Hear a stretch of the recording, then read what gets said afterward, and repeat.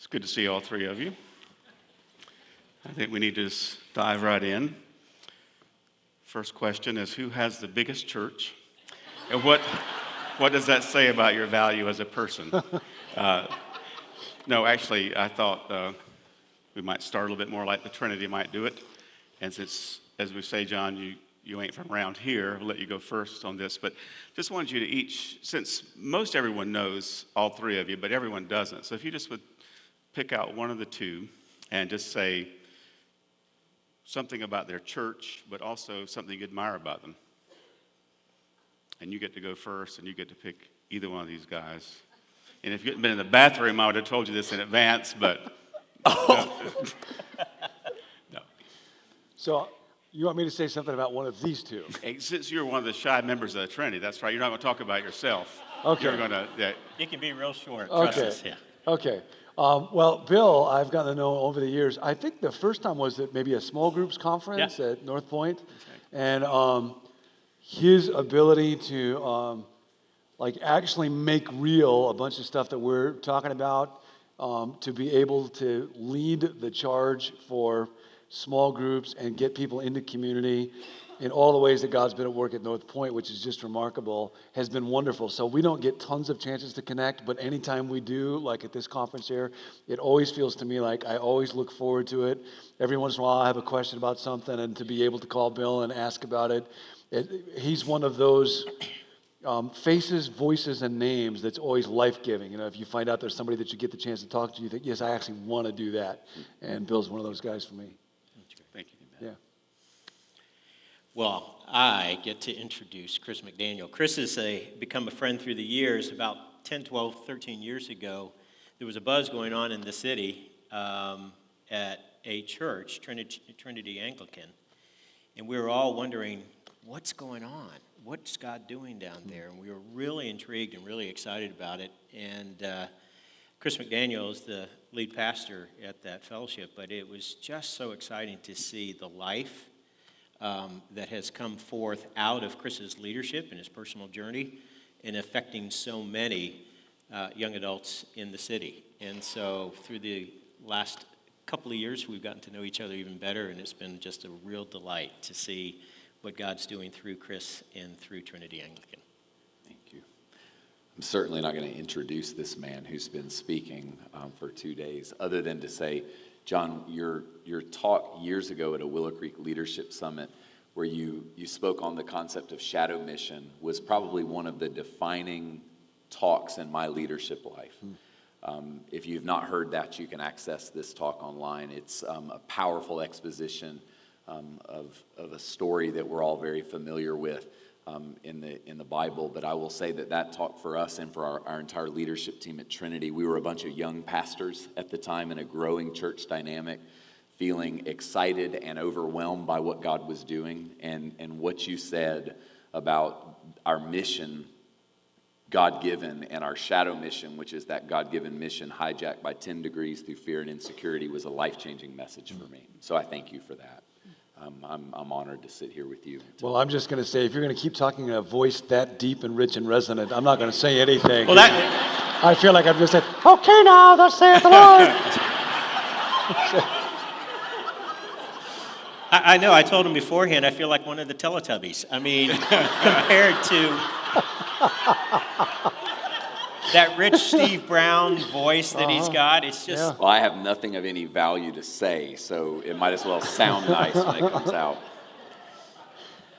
Well, I can't say that we think alike, but my next comment, Chris, was to actually remind you to use your indoor voice.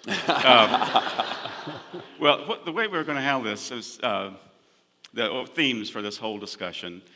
If you think in terms of engines and transmissions and concepts being like engines, and they're fun and shiny, but then how do you attach a transmission to it? So how do we attach practices, church practices, to some of these concepts? So we're going to walk back through the themes. A few of the questions I've come up with from the notes, a lot of people sent in questions. We're just going to ask questions. We're not going to go down the line. That gets boring, and I'm just going to throw a question out. Whoever wants to answer it, jump in, and when you're done, we'll go on to another one, if that works. Great. So, John, your first talk, Making Up There, Come Down Here, Life in the Kingdom, And it reminds me, I'm a real fan of the church of the early centuries, and so I think about like an Orthodox church, no steeple, not pointing away somewhere, a dome, saints' faces staring down on you, smells and bells to experience the presence of the kingdom. So with that notion, what can evangelical churches do to make the kingdom more real as this table, as you said? How do you get people in the congregation to engage with that, the real reality of the kingdom? In any of you?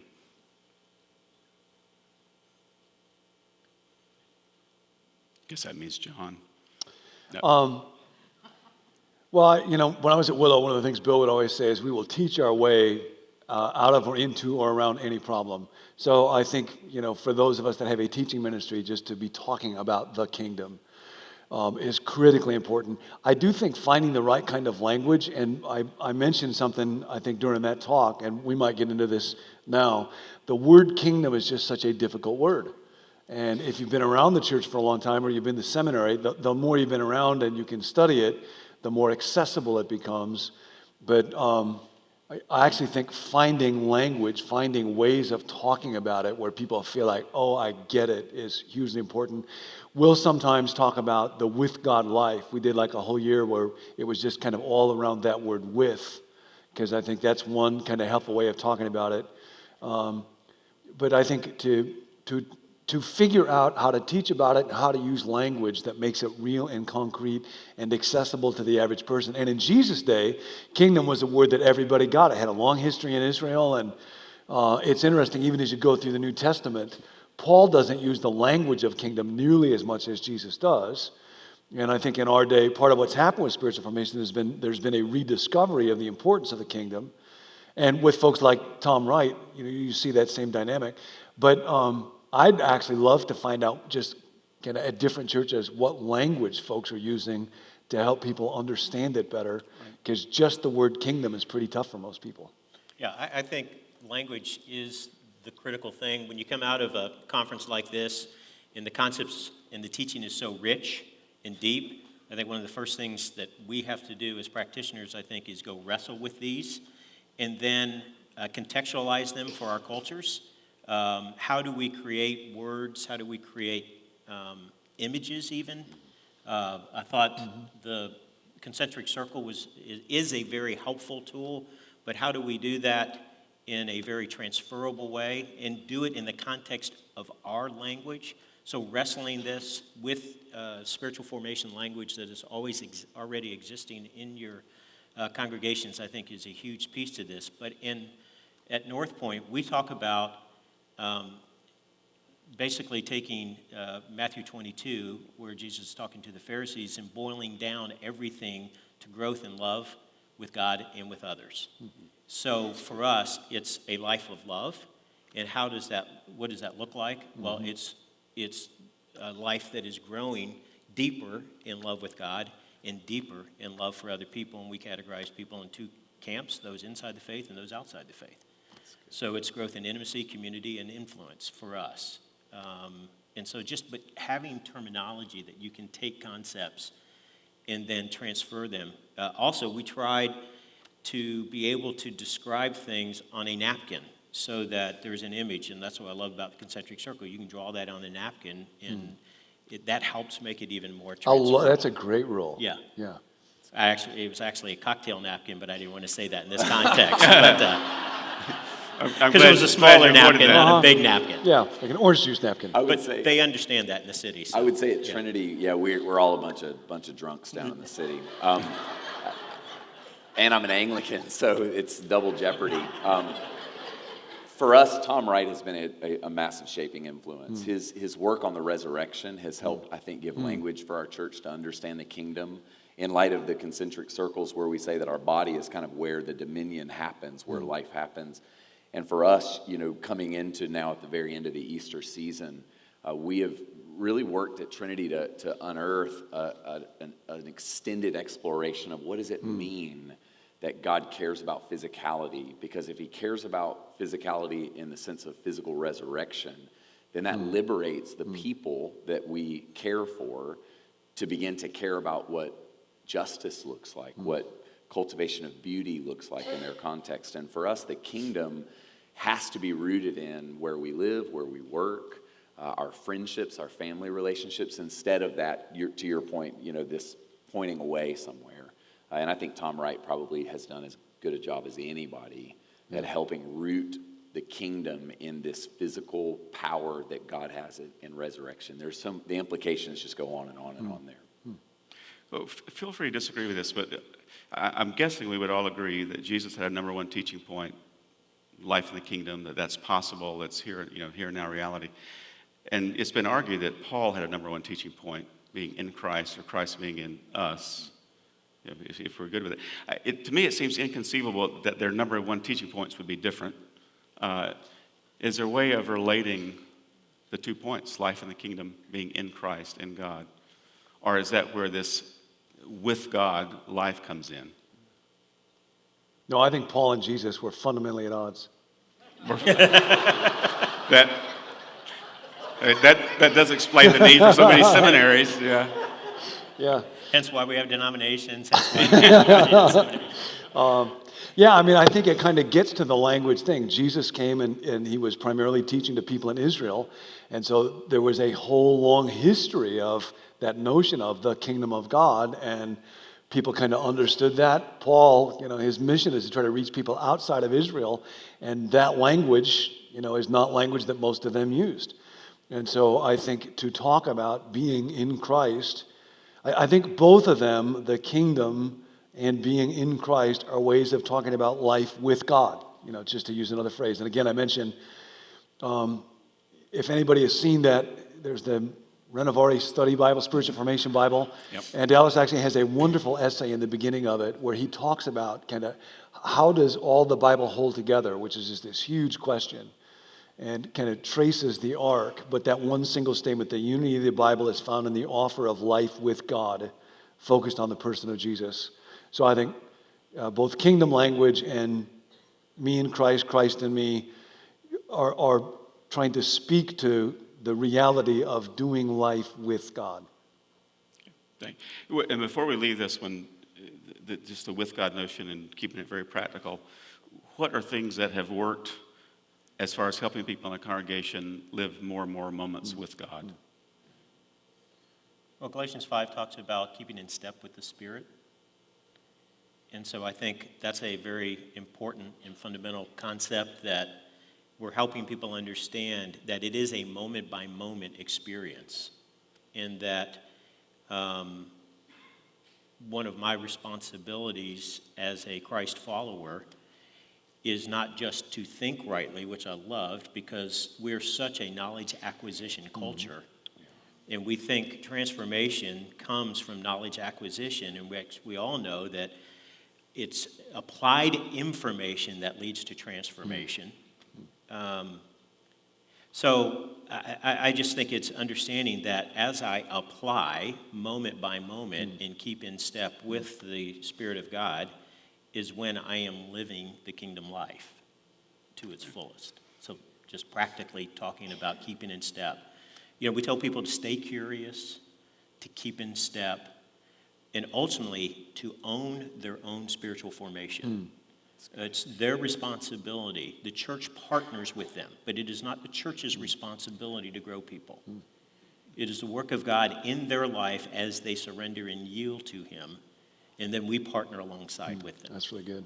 A drum we bang at Trinity again and again is reminding people that the incarnation teaches us that practically Jesus spent 90% of his life in little backwater towns.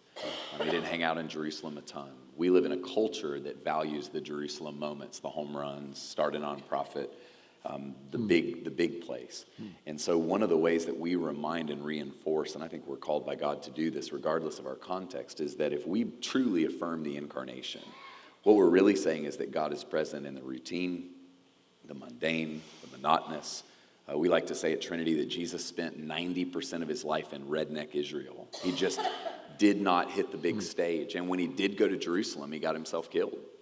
Most of his fruitful ministry happened when very few people were watching and looking.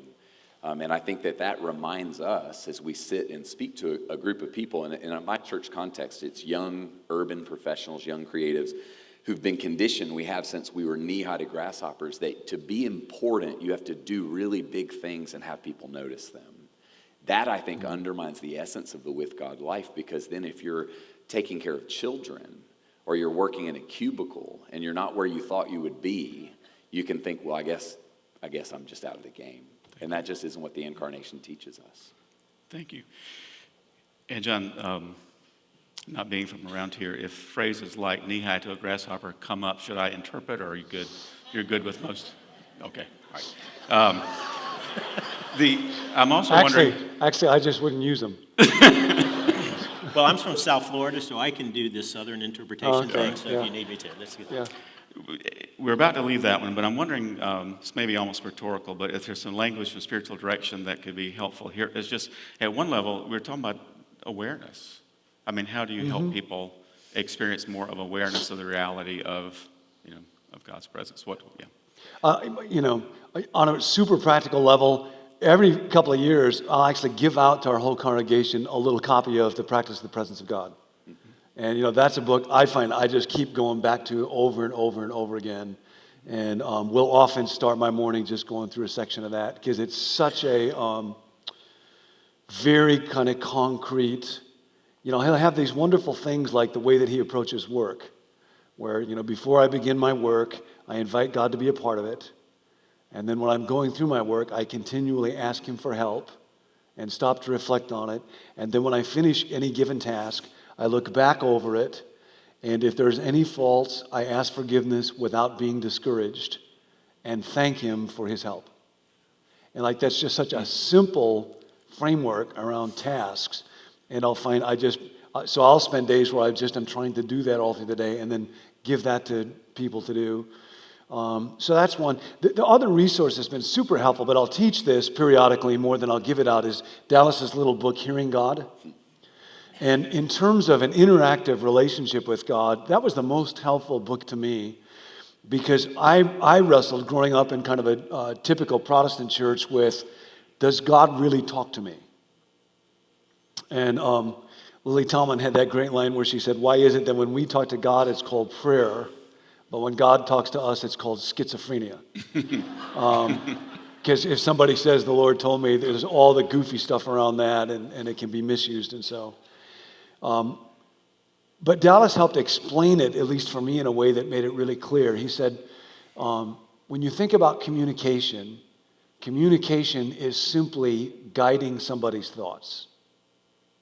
And again, it's just a typical Dallas, just wonderful definition of something to understand it.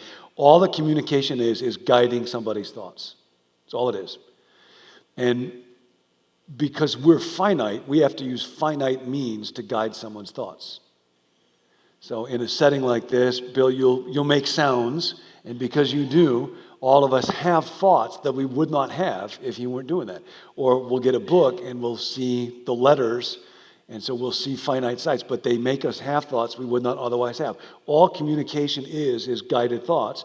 Because we're finite, we have to use finite means, but because God is infinite, part of what that means is he does not need to use finite means to guide our thoughts.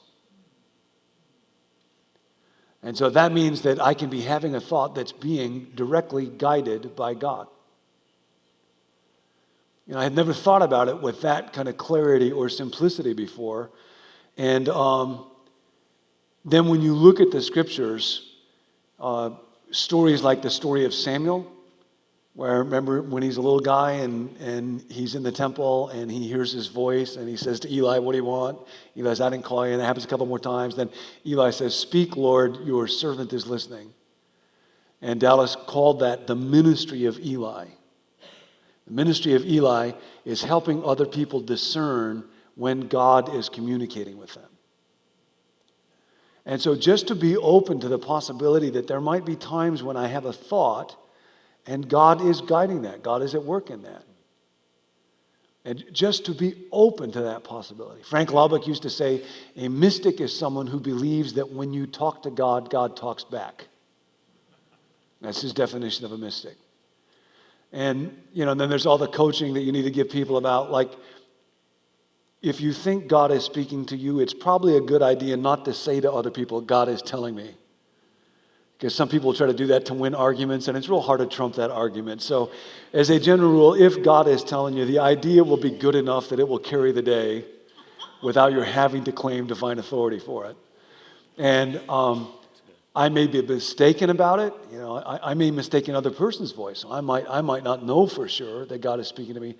But for me, to be open to the possibility that God really does guide my thoughts created a very different and a much more alive sense of my relationship with God than if it felt like heaven was silent. And so that little book from Dallas, Hearing God, that really changed my prayer life and my seeking to experience God's presence through the day. And my being open to, there may be a thought that's coming right now that God has guided. Again, I'm not infallible, but I can get better. Learning to discern God's voice is, that's an acquired discernment. Thank you. Anyone else before we go on? The only thing I was going to say is, and that's where the curiosity, That's great. If you have a sense that I don't know if that was God's voice or not. Maybe it was just an idea. Maybe it was the bad pizza from last night. I just don't know. But then being curious enough to take it before Him and before others, I think is part of unpacking that. And I find myself easily getting into a routine of becoming less and less curious. Oh, that's great. And especially the older I get. And so it is just so fundamentally important for me to stay curious. And when I sense something, my wife, we were coming back from something some time ago, and she said something, imagine this in marriage, but she said something that got under my skin with another couple. And I remember going back and saying, okay, I got to figure out why that really bothered me. Because it was pretty benign if you looked at it at the surface. So I went back and literally for about 2.5 hours on my computer just started writing out why I thought. And then I finally came to the answer. But for me as a verbal processor, it was really important for me to get that out. And part of curiosity, I think, in those moments when we sense, is it not, is that we stay curious and continue to dig and ask others, invite others. I think that's a posture of humility in the midst of that that's so important as well. Okay. Thank you. Before we leave this first lecture, and this is an audience question, here's the question. When my kingdom is in conflict with the kingdom of another, how can I honor the other, glorify God, and not simply be practicing non-assertiveness? I'll read that again to give you time to think. When my kingdom is in conflict with the kingdom of another, how can I honor the other, glorify God, and not simply be practicing non-assertiveness?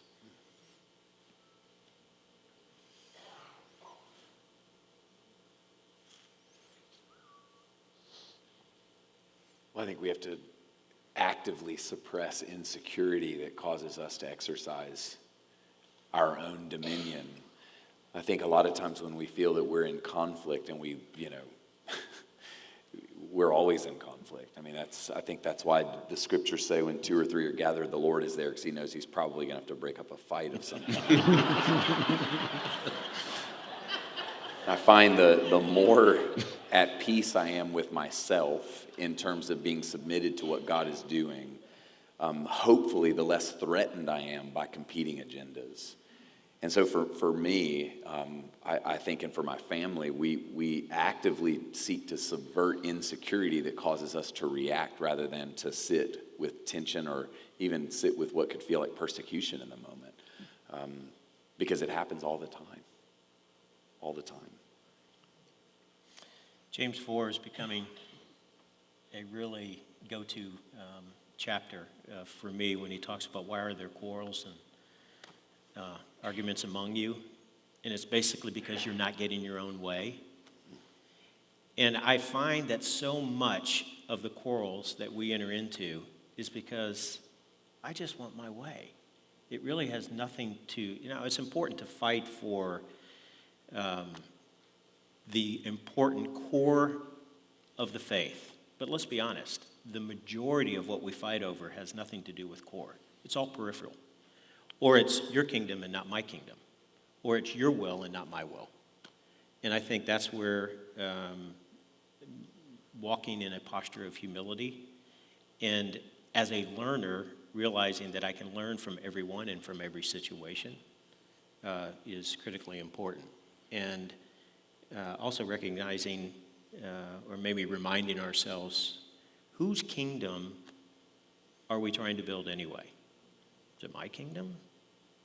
Is it his kingdom? And that's been real important, I think, to keep front and center. I love that question. I wish my wife was here to talk about this one because, Gary, as you know, Nancy's a real feisty person. And one of the things that she would say is conflict is a fabulous tool for growth and formation and one that churches are often terrible at.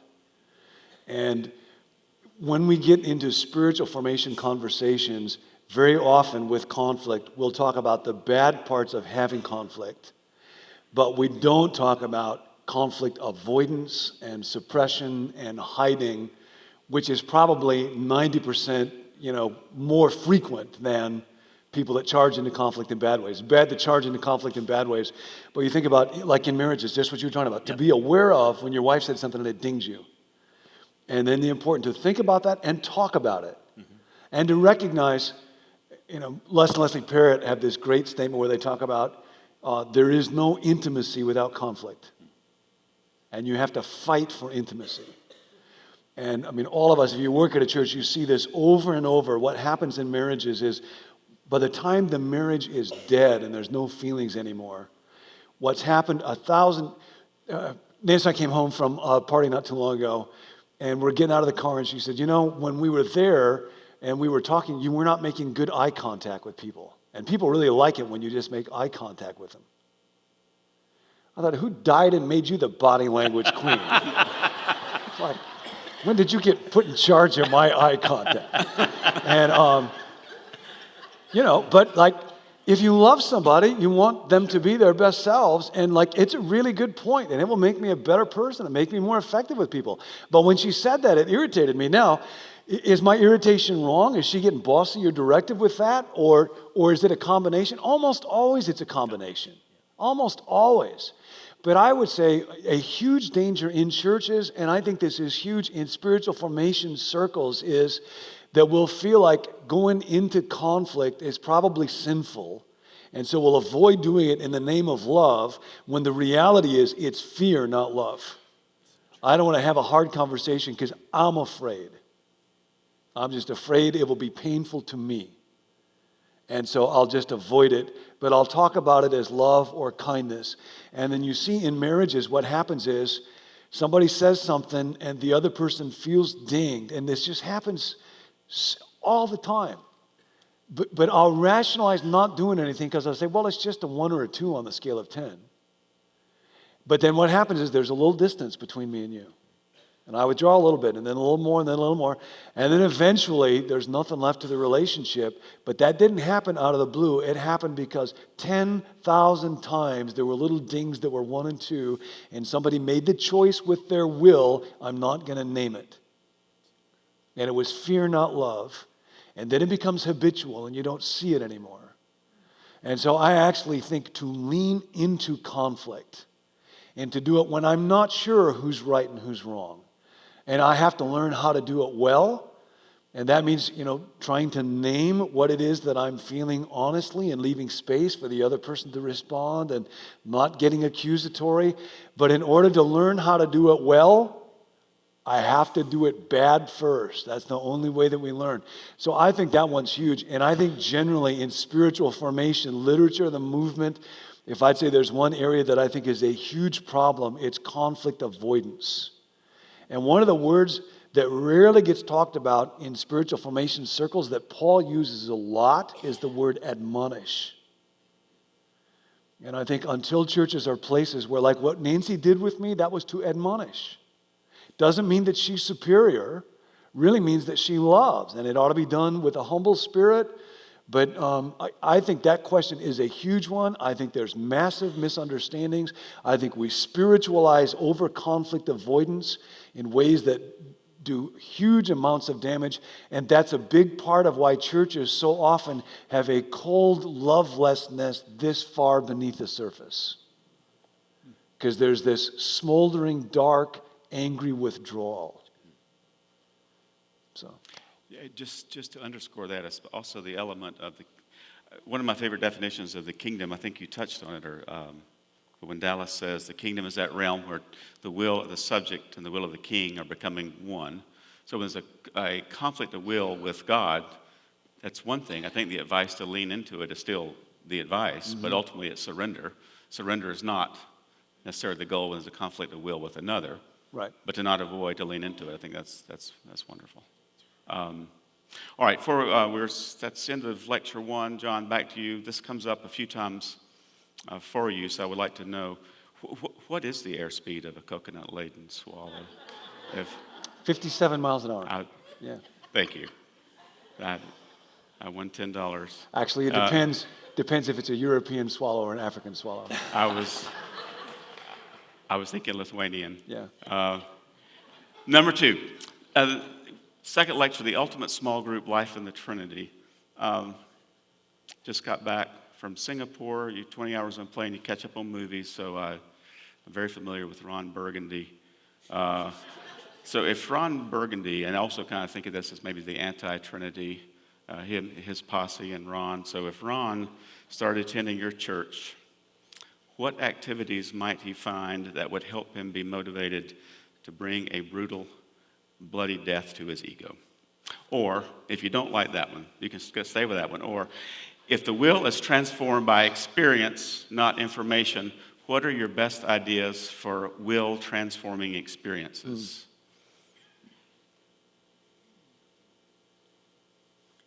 See, that's the power of community. That's the power, to me, of getting people out of rows and into circles. Because when you're in a circle, God is going to bring, and we believe when circles form, God You is... get a piece of paper? Yeah. I got to write that down. Out of rows and into circles. Can I quote you on that? You can do whatever. As much as you've been quoted, of course. Do you have a piece of I don't paper? have a piece of I'm paper. serious. I want to write that down. There's a napkin. There's a napkin. We can draw it on a napkin. Yeah. Draw it on a napkin. And Is it's it a cocktail napkin, too. Yeah. This Thank you. will look great on camera. Yeah. Yeah. Keep going. But what I think, whatever the point was, when we get people into circles, we get their good and we get their bad. We get those areas that are obviously redeemed, and we also get those areas that are still moving towards redemption. And I remember some time ago, we had a small group, and it was, one of those that you would not use to advertise small groups. It was the small group from hell, And one of the things that made is we had the right 5 couples, but then this other couple came in. Mm-hmm. You know what I'm talking about? And in this particular situation, the wife of the husband just was verbally abusing and beating him up at every meeting. And I just found myself not wanting to go to group. Now, that's a problem when you host group, but it's a really big problem when you're leading the group and you don't want to go to your own group. And so I ended up just having to figure out what is, obviously, and so we had some conversation, but then we got to know their story and understood her a little bit better and realized that God was working on her in some areas, but God was always also leveraging her in my story. Because there was something about that was just getting hardened, and a compassion that was just not being, I wasn't being curious about, okay, obviously you had a bad life, so what's the story behind the story? What's the meta-narrative there? And for getting in and understanding that, I realized that in that circle, many times God is doing a wonderful work, not just for others, but obviously for me as a leader. And he was working out my junk as we as a collective body helped work out each other's junk. And it's in the middle of that transformation takes place. It's not the hermetically sealed life. It's in the midst of the mess that we experience God at his fullest because we understand forgiveness and love in a way that we couldn't understand it any other way. So, Actually, Ron Burgundy was on our street where our church is located because they recorded Anchorman. So I saw his crashed RV where Ron Burgundy had his arm around Jesus. It's an airbrush image. Amazing. Just right down the road. they're so hip. I'm just telling you. We are spectacular, trust me. Dallas's article, the Vim model, the article that I accessed years ago about Dallas addressing the issue of pornography through vision, intention, and means. When I think about the second part of your question of how do we engage the transformation of the will, I think that too often, maybe almost always in the church, we just get down and we start with means. So if you're addicted to pornography, put these internet accountability software measures and do this and do that and do this. And then our intention falters very quickly. And I think Dallas, starting with vision of God and self, which then bolsters and sustains intention, which then actually makes the means that we would employ effective. We have to probably own, as we want to engage the Ron Burgundys of the world or whomever, that if we do what we've always done, which is just start with and park at means, which is behavior modification, that works temporarily and then it leaves people more disheartened than ever before. I mean, we're in a context where I think the people are wanting to be really honest about their struggles.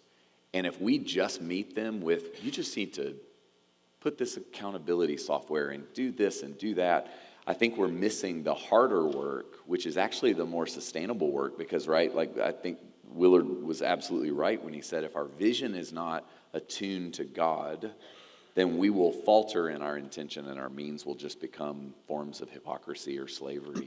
So, got to get the cart the other way around. No, I think that's wonderful. There's so many ways that Dallas was so helpful for me in just learning what Jesus was teaching. And he would often talk about how, another basic, one of the core questions in life is, what is a good person? Yeah. Dallas would say the four big questions are what's real, what's the good life, what's a good person, and how do you become a good person? And that one of the main areas of conflict between Jesus and the Pharisees was around that question of what is a good person? And the Pharisees would say a good person is somebody who does not sin. And Jesus would say a good person is someone who would not sin even if they could. That's a fundamentally different definition. Because if a good person is somebody who doesn't sin, then screensavers can do it. What you want to do then is put the structures into place that take away the opportunity to sin. But Jesus' whole emphasis on the heart was, the heart will always find its way around those kind of safeguards and loopholes. And even if it doesn't matter because then the heart hasn't changed. And I remember talking about this at our church and getting badly misunderstood by some folks. Jesus' goal is for you to be the kind of person that he can turn loose for you to do whatever you want. Amen. His goal is for you to become the kind of person that he can turn loose to do whatever you want to do. Because what you'll want to do is good. And that's where he would get into all these conversations with the Pharisees around, you have heard it said, and talk about lust or anger or so on, that it's the inside of the tree, that it's changing a person from the inside. And actually, something I'd love to be just a wider conversation, if it happens through Conversations Journal or the Willard Institute or North Point or wherever. I think a huge need, I think what happened in Jesus' day was he offered to people a way of life through which they experienced transformation. And initially, it was just actually following him around. And so that was the initial way of life. For the disciples, they just follow him around. And then after he left, there was the early church. And we've talked about the early church, and somebody was telling me at the break that they're actually pioneering. It's really cool with a kind of young startup church where they're calling people to meet and do things every day. And with that early church, it was such a different way of life than people in the Roman Empire experienced. They devoted themselves to meeting together every day, to breaking bread, to the apostles' teaching, what they did with their resources. It was a radically different way of life. And then when it permeated the Roman culture, it got diluted and it lost its transforming power. And that's when people started going to the desert, because they said, man, I'm a Christian now, but everybody's a Christian. And so there's not a way of life that's producing transformation. So they went into the desert, and then you had those movements where they found a way of life. And you would get people like Benedict that would write a rule of life. And it wasn't that it was a bunch of rules, it was a way of arranging your time and your prayer and your relationships and your resources that was oriented around union with God. And then at various points in history, there would be new ways, because culture is always changing.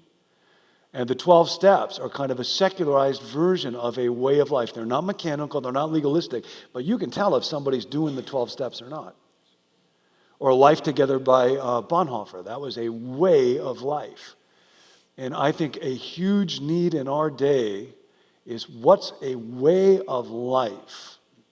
Not just going to church or being in a group or doing, but like, what's a way of life that's organic and comprehensive, and it involves resources and relationships and time and prayer that fits the 21st century with our technology and mobility and media and work and schedules. So it's going to look different than it ever has in the past. Easiest thing in the world for a couple of smart guys to go into a room and say, well, practice a day of solitude once a month and do centering prayer for 15 minutes every day. And, anybody can come up with a list of stuff to do.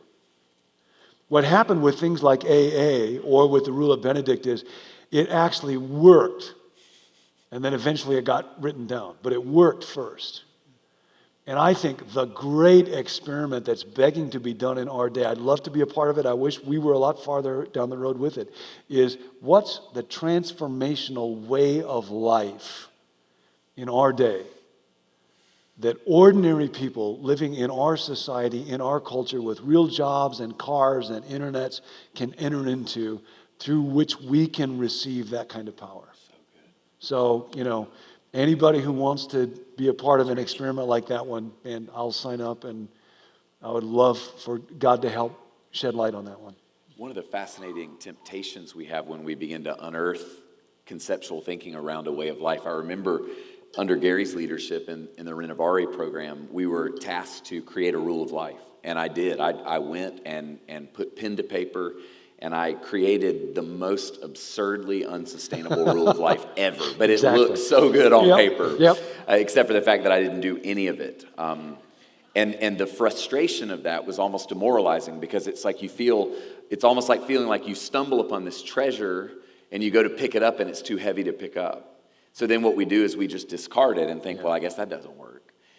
And yet for me, the process of what you just said was so powerful. I came to a point of saying, if I'm honest with my life, there are 6 things that must be occurring in a regular, and it had been lived before I codified it.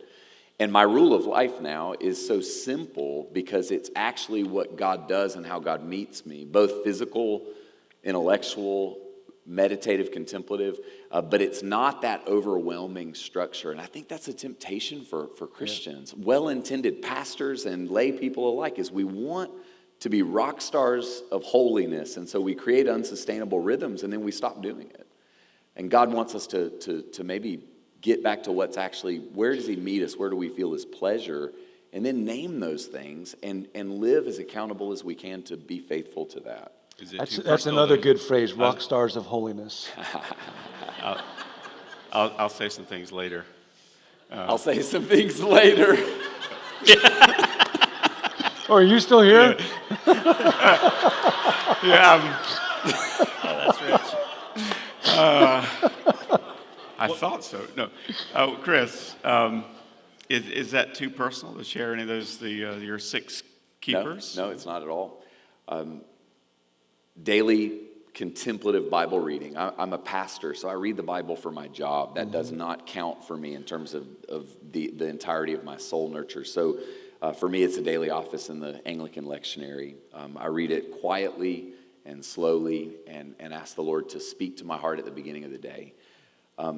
Meditative and centering prayer. that doesn't span hours, it spans minutes, stretching into many minutes sometimes, but it's there as a daily part of my life, contemplative Bible reading and quieting prayer.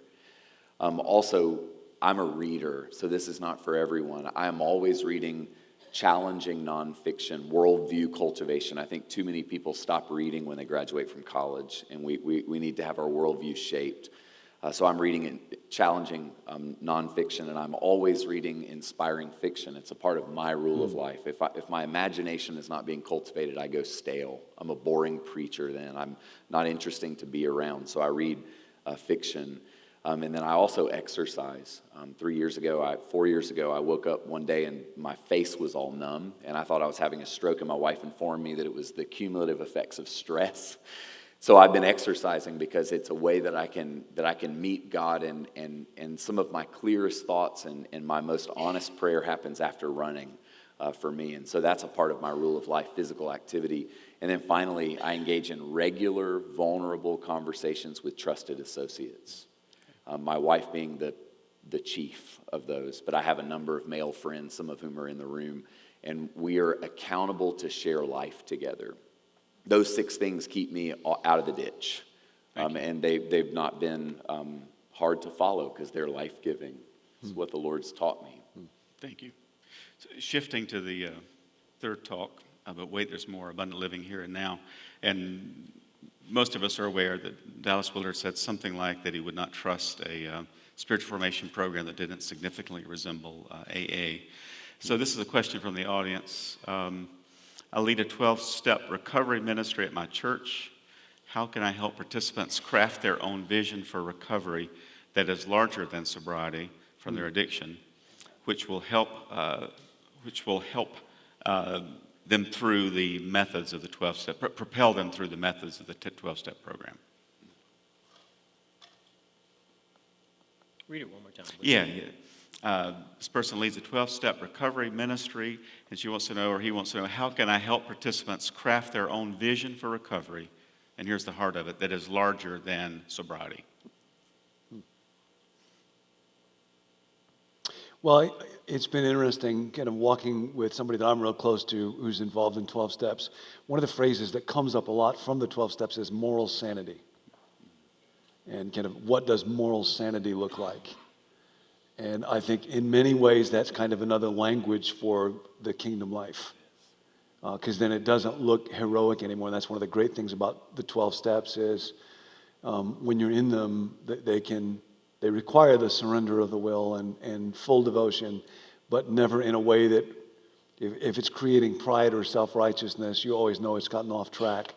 And so it may simply be inviting people to reflect on what does moral sanity look like in their life? What would it look like to be living in full moral sanity? Okay. Thank you. Amen. Follow-up, also an AA question. So AA says, this is a quote, "You are only as sick as your secrets." How would we look as a church, or what would it look like if we were truly open with each other as a community? And is there a place for secrets? Appropriate disclosure, I think, is a piece of this puzzle. There is a time and a place.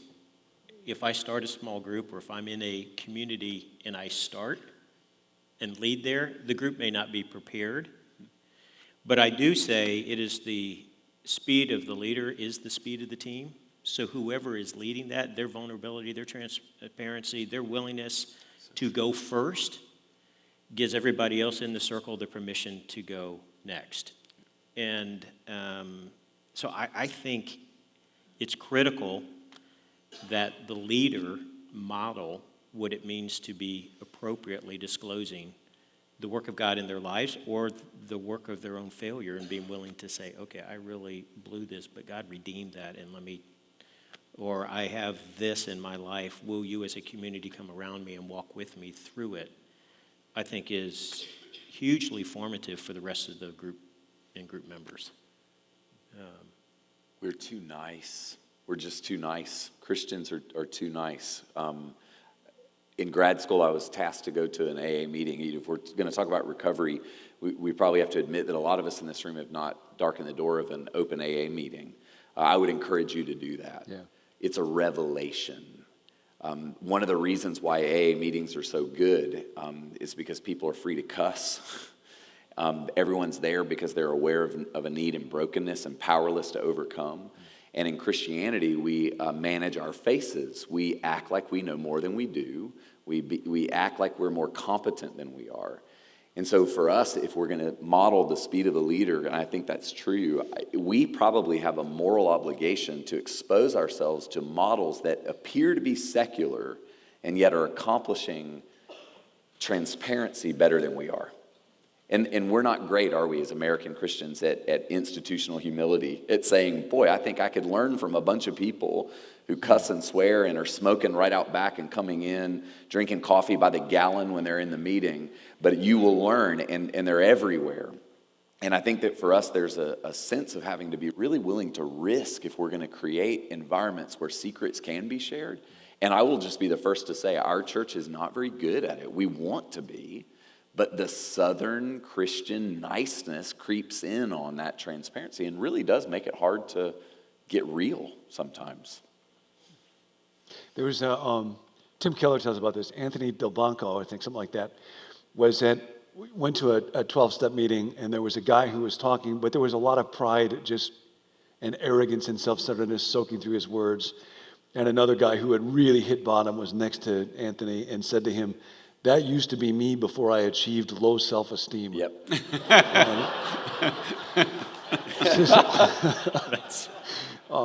There's something about, with the 12-step group, I think, because when you go in there, in a wonderful way, just going in there says, I'm broken, I need help.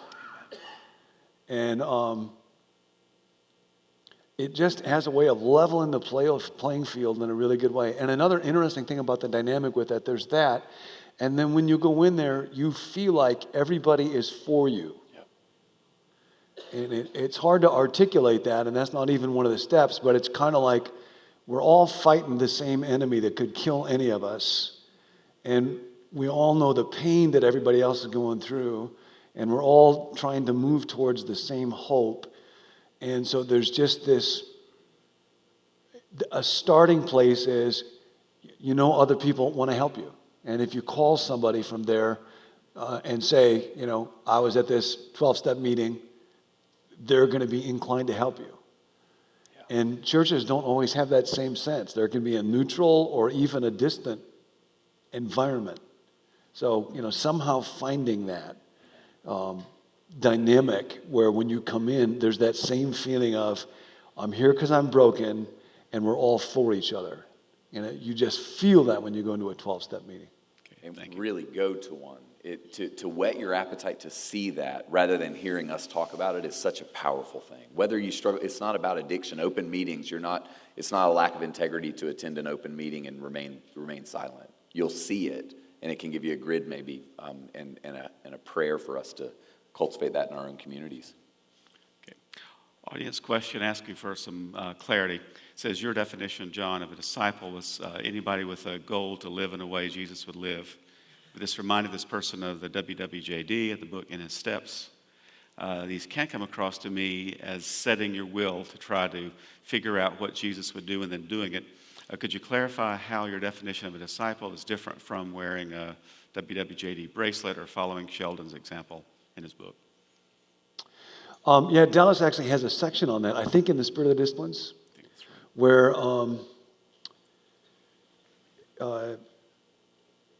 asking what would Jesus do is not a bad question to ask, although it sometimes misses the fact that, I'm not actually Jesus. I'm not the Messiah. I'm not going to save the world. So there is that slight difference. And it's always how he would live in my place. So I have my own unique personality, gift mix, temperament, all that stuff, and Bill does and Chris does, and we all do. One of the ways that Dallas actually a bit critiques that movement, that WWJD movement, is there's an assumption there that I would simply, if I knew what Jesus would do in any moment, I would be able to do it. And so what that doesn't take into account is all that we've been talking about, that I've got a host of perceptions and habits, and deeply embedded, embodied patterns that are running the wrong way. And so it would be a little bit like playing a basketball game and asking, what would LeBron James do? Well, even if I knew what he would do, it's unlikely that I would be able to do it. And so it's a good question to ask, but then if I'm actually honest about it, what will happen real quickly is I'll recognize I can't do it. I can't be in this conversation, because sin is in my members. If I'm in a conversation and it's with somebody and I think they're real important for whatever reason, my body will respond a little differently. If it's somebody who's real famous, real rich, real attractive, whatever that cluster is, like my adrenaline will go up a little bit. Well, I can't flip a switch and make that not happen. So that's where it's going to take the power and grace of God in my life, and I'll have to find a way of life that can help retrain my whole body and my eyes and so on to receive the power from God to do what Jesus would do. And if I'm not aware of all that is in me at way deep levels that need to be transformed, I might naively think all I need to do is to know what Jesus would do in this situation, then I could do it. But the reality is there's all kinds of stuff inside me that are programmed automatically where I can't flip that switch. So right now it is impossible for me to do what Jesus would do or respond the way that he would respond. And I have to enter into a way of life as a disciple to just seek the power from God to be changed over time so that more and more enabled by God to do that. Thank you. I think of Galatians 3, where Paul says to the Galatians, "You foolish Galatians, who bewitched you into thinking that what you began in the spirit you could continue in the flesh." And that's great. that resonates so richly for me is, okay, why do I think I started this journey by faith, dependent on my King, and that I can continue any way other? Some verbiage we talk about is, what does it mean to follow Jesus in this moment? What does it mean? What do I need to believe in this moment? And what do I need to obey in this moment? That's great. So follow, believe, obey is terminology that we've been. Thanks. There's a lot of interest in your vision statement talk, such as envision myself waking up thankful and grateful. So the question: how often do you do that as far as create a vision statement? How often do you write it, reflect on it, adjust it? That kind of grew out of just lots and lots of thinking, and again, reading over and over that stuff on Vim, and then thinking about what's the vision that matters most. And there's actually a little chapter in the book, The Divine Omission, which is a collection of various writings from Dallas, where Gordon Cosby from Church of the Savior asked Dallas one time, why is it that pastors and church leaders so often don't end well or end up in a ditch? And Dallas's answer, just typical Dallas, was so brilliant and ended up becoming, a chapter in a book. And he said, what matters most is a vision, but it's not the vision of what we're going to do. The most important vision is the vision of God and who God is and what God is doing in the world, and then my place in that vision. And anytime you see somebody that's done something great for God, like with Francis of Assisi, they have just been captured by that vision. And out of that will flow the desire to do good things for God. And then what happens over time is a bunch of people see this extraordinary life and they say, I want to be a part of that, and so they do. But then over time, our attention shifts from the vision to the mission of what we're doing. And then we get preoccupied with, is it growing enough, and how are the numbers, and how are the metrics, and what are the outward signs? And then it's just a matter of time before death sets in.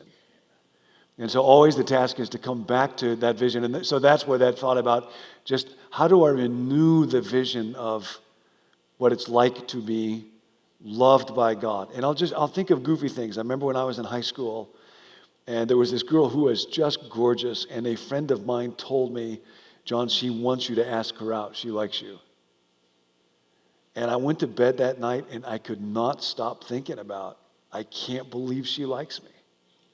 And I said to my friend, like, I can't believe this. It's just too good to be true. And my friend said, well, it sounds too good to me, but it's true. And so the next day I called her up and asked her out, and it turns out it was too good to be true. And it was not the case at all. But for one night, it was a really good night. But I'll think about, the freshness of what it feels to be cared for, by somebody that you think, wow, and that's, if I could actually live in, there's that wonderful line in G.K. Chesterton when he talks about little children have the vitality to rejoice in monotony. And that when you read them a story that they love, what do they always say? Read it again. And they never get tired of having it read again. And we think of that as a sign of immaturity, but maybe it's not. Maybe it's a sign of vitality. He says maybe the reason that God makes so many daisies is he never gets tired of making them. Maybe the reason the sun comes up every day is because God is so excited to say to the sun, do it again. And he says, for we have sinned and grown old, and our Father is younger than we. For we have sinned and grown old, and our Father is younger than we. Amen. And that's my paper, and I already know that, so you don't have to write that down. It helps me to write it down. With the vision thing, that's where it kind of came out of. And the first time that I did it, I wrote it out, and then I would revise it a bunch of times until I would read it, and it would have that kind of impact. Our Father, for we have sinned and grown old, our Father is younger than we. And I think about that, and I think, yeah, that's what I want.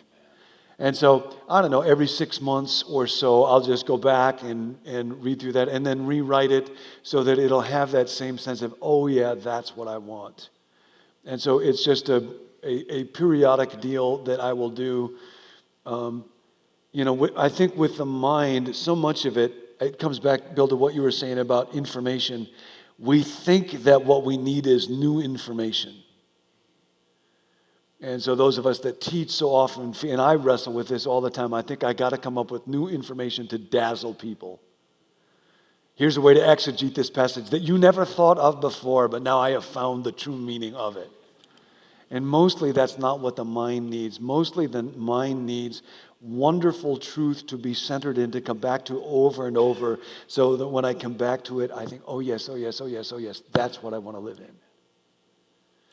And so I'll try to do that because the vision thing is so important. The vision of my life in God's kingdom that elicits unforced desire. And everybody can experiment with that to find out, how do you write that? How do you revise that? How often do you need to come back to that so that it creates that, oh yes, that's what I want more than anything else.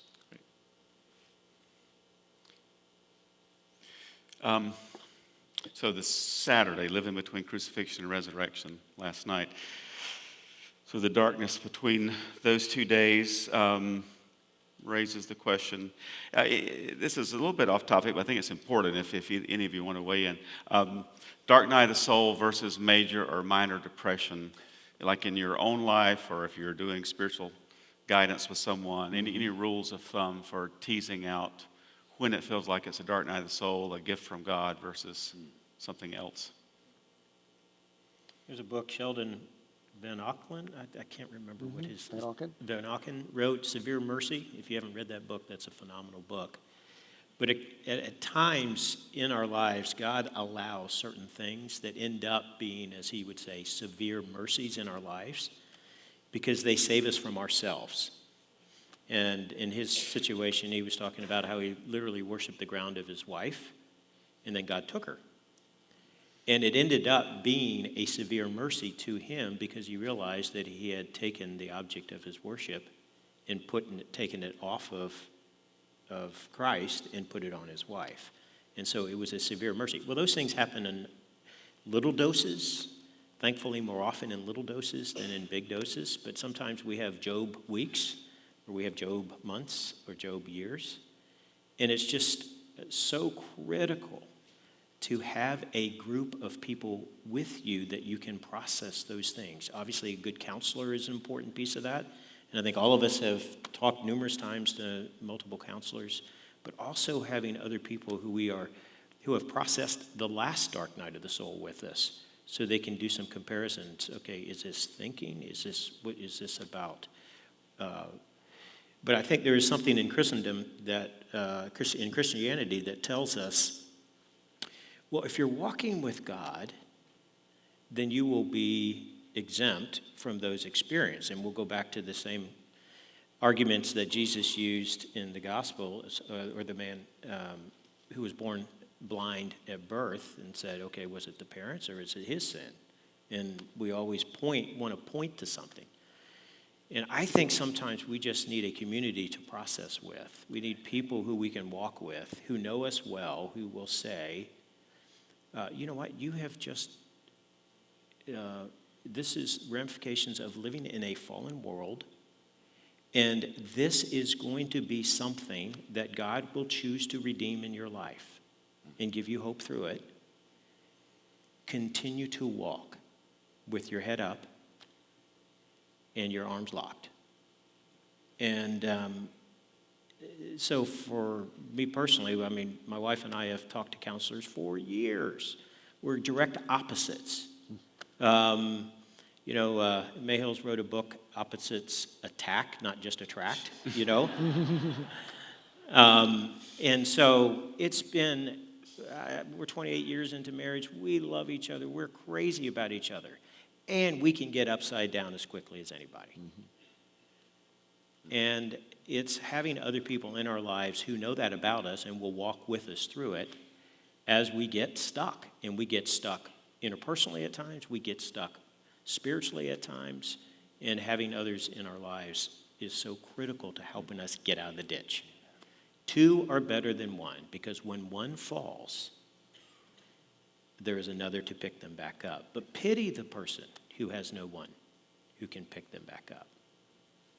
Larry Crabb's book, The Safest Place on Earth, I think is a fantastic commentary on that point. I thought I knew what the dark night of the soul was until I started to read John of the Cross. And then when I finished trying to read some of that, I thought, I have never I think we use these words as Christians.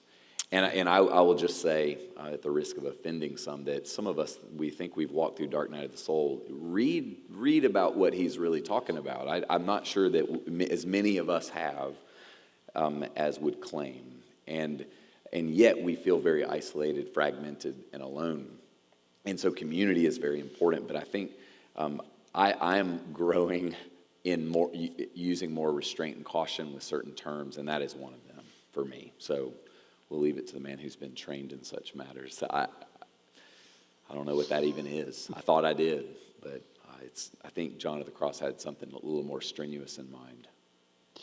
Actually, Gary, I think it'd be great to hear you talk about this question. Get ready. What's that? Get ready. Okay. No, no. I don't know that I have any profundity on it, but here's where I'll start and then all jump in. You know, when we went through grad school together, the whole issue of mental and emotional health and how does that relate to spiritual maturity is so important. And they're overlapping areas. You know, so often people want to, either they're part of a church where they just assume if you love Jesus, you have all the resources you need. You should never see a counselor. You should never need medication. Everything should be great. If you got any problems, it's because you're sinning. There's that whole mindset. We were talking about that with Bob earlier at breakfast. I think gradually that's kind of dying away. Then there can be a mindset that assumes there's this real neat bifurcation. Either something is a mental emotional health issue, and so it can be treated in scientific ways or by medication, or it's a spiritual issue, and there should be a real simple way of discerning which is the case. And like all of that stuff overlaps way too much to allow for simplistic ways of putting them into neat buckets. And, the good part about that is I think it enables us to integrate or think more thoughtfully and holistically about persons.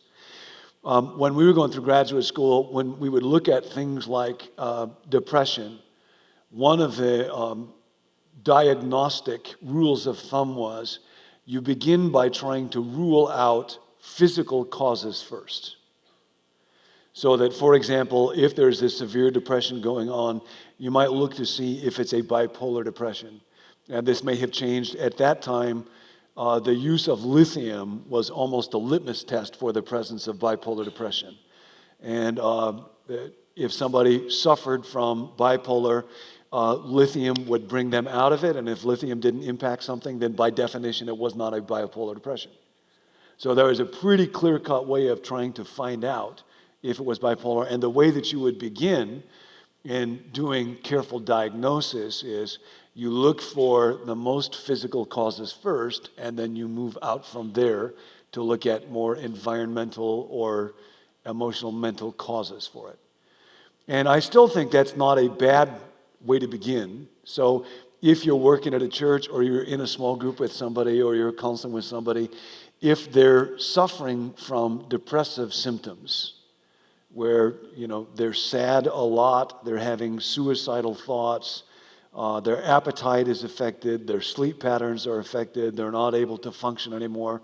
Having a good diagnostic workup from a mental health professional, somebody trained to do that, is a really good thing to do. And the more severe those questions are, the better that is. It's good to train folks in the church. Every church is wrestling. Our church is more and more with suicide, and especially with young people. We have a high school near ours where there's a train that runs on tracks, and we had, within the space of a little more than a year, 6 teenagers that stepped in front of a train. And we've ended up with a group of parents that literally go stand guard at this spot just to keep young people from stepping in front of a train. And, we're in this area where the opportunities for young people, their education and resources are just unbelievable. And the pressure that they feel. Incoming freshmen at Stanford, more than a third of them are on medication for depression or anxiety. Now, that question about what's the role of medication, when should it be used, when should it not be used, again, that's a real important question to struggle with. I don't know of a simple formula for that. There are lots of folks who are looking at the brain that will say every day that the brain is in a depressed state makes it more likely that the brain will experience depression going into the future. So that's a real important event to look at. On the other hand, often there's an assumption that simply because the brain has been affected, it's a purely physical process.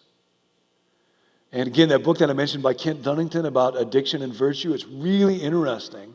He'll talk about how in our day there's an assumption that either addiction is a problem of a weak will, so just get with the program and stop being weak-willed, or it's a disease.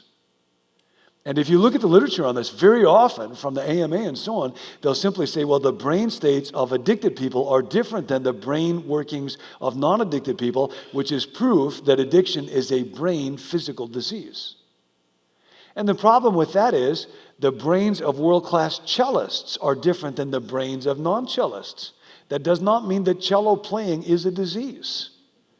Okay? When you're engaged in anything in intense ways, it will change the wiring of your brains. It doesn't prove that it's a disease. And so teasing out this kind of stuff, and again, I think with the idea of the dark night of the soul, to the extent that that describes a condition where it's not because somebody is going through physical depression, it's not because somebody has experienced a loss in their environmental life, and it's not because somebody is choosing a life of sin that's leading them to despair of being far of God. It's a condition in which God sometimes, for some reason, leads people where they are losing the sense of spiritual consolation, because if they're able to do that but hang on to God with great faith, it's going to grow their character in ways their character wouldn't grow otherwise. Discerning that is a process that requires community. And that's where churches have to do more with people than just say, stop sinning, get with the program, or attend more often. I do think it's possible, and I think that we see this a lot with people that have been around church for a long time.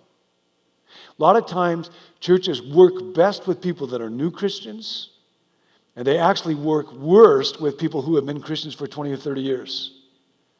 Because those folks are saying, when I first became a Christian, I didn't know how to worship. I didn't know how to read the Bible. I had problems swearing. I'm much better with that kind of stuff. But I'm still finding there these deeply embedded habits of anxiety or joylessness or bitterness. And church as prescribed isn't helping to liberate me from that. And I think a lot of times in churches, we do worst with the folks who have been part of us the longest. And that's where helping people know, we'll partner with you, but we can't do it for you. And helping folks to be able to discern what is it that God is up to in your life and how do you respond appropriately. And it does get more complex the longer somebody has been a Christian often. So that's a long, rambling response, but I'd love to hear your thoughts on that. You didn't have much to say about that. But no, John, that's I don't know that I have anything to add to that. That's wonderful. I like what Chris said reminds me of this term, and I think it's very, very frequently overused any time that it seems like there's depression or a frustrated goal or something. I think it's almost like I used to hear when I was more of a psychologist, like a parent might say, I had to apply a little negative reinforcement to my son's rear end. And that's kind of odd because negative reinforcement is taking away pain. So how did you actually take away pain? Anyway, so you hear that with Dark Knight. It's Write that down. No, I wouldn't write that down. I like what you say about this checklist, and also one of my favorite models of depression is the loss model. Once the physical has been ruled out, that depression is a logical, natural response to loss. I think with Dark Knight, it's the focus of the loss, a sense of God's love and presence. But probably for my own growth and development in a similar fashion that the leaves fall off of trees every winter, that winter somehow is necessary to the growth of a tree, that God withdrawing his presence is maybe necessary to our growth. An amazing thing to read, if you've not read it, Mother Teresa's journals. Yeah. What's astounding, given, this life that the world marveled at, her letters to her spiritual directors eventually were published, somewhat controversially. It's not clear that she wanted that to happen. But what happened in her life was, when she was young, she had a very intense sense of the presence of God and his calling on her life. And then fairly early on into her ministry, she felt like that was taken away from her. And she had this great sense of disconnection from God and a loss of that intense sense of God's presence. And she agonized over this. And the understanding that she came to eventually, but it took her many decades, was that by having to wrestle with this, she was able to empathize with those who suffered around her in ways that she never could have empathized with them otherwise. And her own sense of struggle and agony over what's wrong with me that I don't feel this intense closeness with God gave her a sense of compassion for people who suffered in other ways, which if she just had this vital Superman, I'm so close to God, she would never have been able to give what she was able to give. But she didn't come to that understanding until, very far along in her own spiritual life. And it was just fascinating to look at that journal and read the depth and the ambiguity and the complexity and the struggle of her soul that was very different than what everybody else saw in the world around her. And it relates very much to, mysteries that are way deep for us to understand about anybody. Thank you. We're down to about 5 minutes. This may be the last question. Thank you for the talk on the soul. For the first 10 years of hearing Dallas or reading Dallas talking about that, I figured I knew about 5% of what he was talking about, thanks to your book. And this morning I'm up to probably 45%, so I'm grateful. But this, and this is for each of you, and if you're able to come up with at least 3 things, great. What are some specific things you can do to care for your soul? What are soul-shaping activities in your life?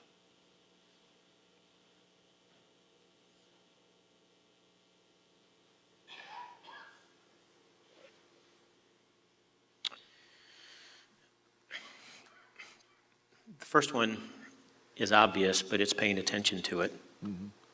Not allowing, I love phrase that Dallas used to say was eradicating hurry in your life is one of the most important things you can do because of what it does to your soul. So paying attention is obviously a key piece. For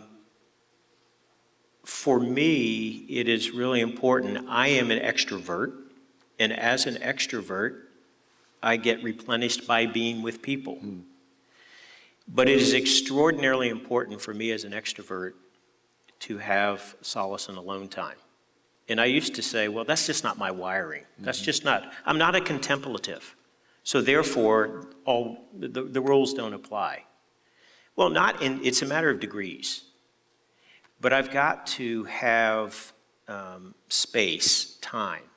And I think we look at if we don't have the magical amount of time, then we don't have any time. And so it's the what the hell model that we operate off, because I can't have my hour of solitude that I want to have right now. But it's finding moments of solitude. It's starting each day with a section of solitude. Obviously, reading is a huge piece of that. Reading the scripture, again, reading until you bump into something that you feel, and that may be the Lord, that just may be interest, that may be something, is a huge piece. And then, obviously, I'm going to default to the community piece. Having a group of people who also know the condition of your soul, who will have known and are knowing where you are as you're journeying in life, who can speak into, who can challenge, who can encourage, who can comfort, all those things, the one another's of Scripture that we can't do any other way. So those three are huge to me, as I think there is a time component, there is a content component, and then there's a people component for me. I'm in a reading group for that exact reason. I'm a verbal processor, so it's huge to have a group of people who will take ideas and then we'll challenge each other with them. Briefly, I would say rest and sleep. The day starts while we're asleep, and that says something. The Jewish community, I think, understands that God is working while we are asleep, and so rest and sleep are very important for sustaining the soul in me. I haven't always paid attention to that. I am doing so more now. Cultivation and formation, both physical and mental, spiritual, intellectual. Always be cultivating in life with a long-term view. Wendell Berry's one of my favorite voices in that respect. Just the idea of a long obedience, the dirt under your feet, metaphorically and literally, and then relating, transparency, intentional transparency. I think those are three big ones for me. Thank you. Yeah, I love what you're saying, Bill. I think one of the problems with soul language is when we use the word, people will just start thinking about herbal tea drinking, contemplative, barefoot kind of folks. Soul conjures up that kind of be quiet, be still, wear robes, smell incense, all that kind of stuff. Yeah. And, it has nothing to do with that. Everybody has a soul. It's in a way, anything that I do for any of my parts, because the soul is what pulls everything together, so anything that I do that cares for my body or that helps my mind get set on things above or that helps my will get rightly ordered is helping my soul. But because the soul is what integrates everything, if I'm involved in an activity that tends to attract my will and my mind and my body all together, it just feels good to my soul. You just kind of get this whole, so like for me, the ocean. I used to live in Chicago, and Chicago is a stupid place to live. It's just flat. Nancy used to say, it looks like God took an iron and just flattened the whole place out. And so if you live in Chicago, God have mercy on your soul. Any place is okay. But living in California, being able to go to the ocean, and there's something about that. It draws my mind, it draws my body, it draws my will, And it's a great place for me to go and be in touch with God. There's something about the ocean that feels really eternal and reminds me how small I am and how big God is. And so for me, going to certain places, nature, because it tends to focus all of me kind of on one thing. It will feel helpful to my soul. There's one other thing I do, but I think I'll wait till the next session when we talk about kind of what I'm hitting there that I'll go to. I do love what you said, about sin as disintegration. That was very helpful. Very helpful. Yeah, Gary Thomas wrote a book, Sacred Pathways, which is extraordinarily helpful understanding what makes you feel close to God. And for some of us, we're contemplatives. Others are naturalists. So when they get into nature, they feel God in a fresh way. Others are relators. And so when they get into dialogue and conversation and relationship, they come alive. They feel God in a fresh way. And so I would recommend, I think it's even out in print, but you can find a copy somewhere, Sacred Pathways. Please join me in thanking our panel.